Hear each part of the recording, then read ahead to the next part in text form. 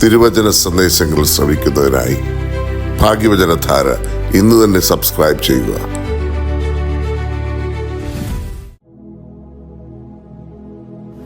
ത്രിയേക ദൈവത്തിൻ്റെ ധന്യതിരുനാമത്തിന് മഹത്വമുണ്ടായിരിക്കട്ടെ. ഭാഗ്യവചനധാരയിലേക്ക് ഏവർക്കും സ്വാഗതം.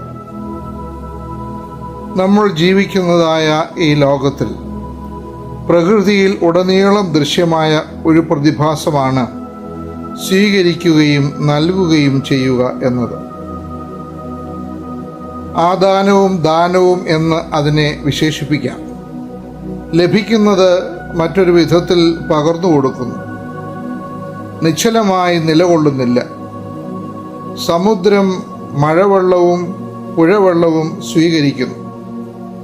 അത് നീരാവി മേഘത്തിന് നൽകി മഴ സാധ്യമാക്കും. സ്വീകരിക്കലും കൊടുക്കലും അനുസ്യൂതം തുടരുന്നു. പ്രകൃതിയുടെ എല്ലാ മേഖലയിലും ഈ തത്വം അനുഗമമായി നടക്കുന്നു.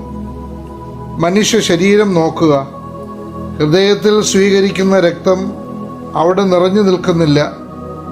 രക്തധമനികളിൽ കൂടി ശരീരത്തിൻ്റെ എല്ലാ ഭാഗത്തേക്കും ഒഴുകിയെത്തുന്നു. അതുവഴി ശരീരത്തിന് ഊർജവും ഓജസ്സും ലഭ്യമാക്കുന്നു. ശ്വാസോച്ഛ്വാസത്തിലും ഈ തത്വം തുടരുന്നു. നമ്മുടെ ശരീരം ചലനാത്മകമാകുന്നത് ഈ പ്രക്രിയയിൽ കൂടിയാണ്. നിർജീവ ശരീരത്തിൽ രക്തത്തിനും പ്രാണവായുവിനും ചലനമില്ല.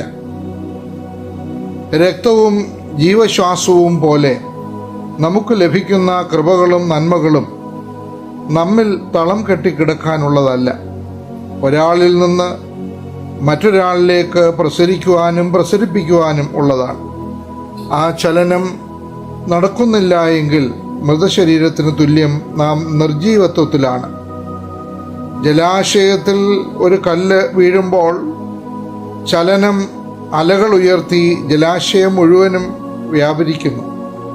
പ്രകൃതിയിൽ എവിടെ നിരീക്ഷിച്ചാലും നമുക്ക് ഈ പ്രമാണം തുടരുന്നത് കാണാം.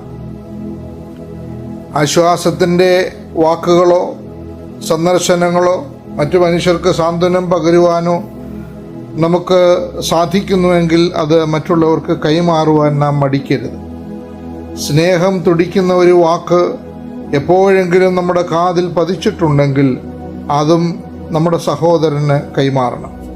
നമ്മുടെ ഒരു പിഴ നമുക്ക് ക്ഷമിച്ചു കിട്ടിയെങ്കിൽ ആ ക്ഷമ മറ്റുള്ളവരിലേക്ക് കൈമാറുവാൻ നമുക്കും കടമയുണ്ട്. ഞങ്ങളുടെ കടക്കാരോട് ഞങ്ങൾ ക്ഷമിച്ചതുപോലെ ഞങ്ങളോടും ക്ഷമിക്കണമേ എന്ന് പ്രാർത്ഥിക്കുന്നതിൻ്റെ പിന്നിലെ തത്വം ഇതുതന്നെയാണ്. വിതച്ചത് മാത്രം നാം കൊയ്യുന്നു. നമുക്ക് ലഭിച്ചത് പൂഴ്ത്തിവെക്കുവാനല്ല, കൈമാറുവാനാണ്. സ്നേഹം പങ്കുവയ്ക്കുമ്പോൾ അത് ഇരട്ടിയാകുന്നു, ഒരിക്കലും കുറയില്ല. സ്നേഹപ്രവൃത്തി കൊണ്ടേ കടം വീടുകയുള്ളൂ. നമുക്ക് മാത്രമായി ജീവിക്കുമ്പോൾ ജീവിതം നിരർത്ഥകമായി തീരും. അപരനിലൂടെ ദൈവത്തിനായി ജീവിക്കുമ്പോൾ നമ്മുടെ ജീവിതം പുഷ്കലമാകും. ഗലീല കടൽ യോർദാനിൽ നിന്ന് വെള്ളം സ്വീകരിക്കുന്നു.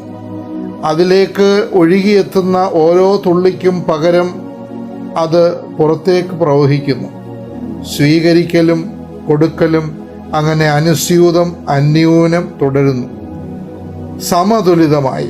എന്നാൽ അതിന് തെക്കുള്ള മറ്റേ കടൽ ഉത്സാഹത്തോടെയും മതിവരാതെയും സ്വീകരിക്കുന്നു. പുറത്തേക്ക് നൽകുവാനുള്ള പ്രേരണ ഇല്ലായ്മ ചെയ്ത് സ്വീകരിക്കുക മാത്രം ചെയ്യുന്നു.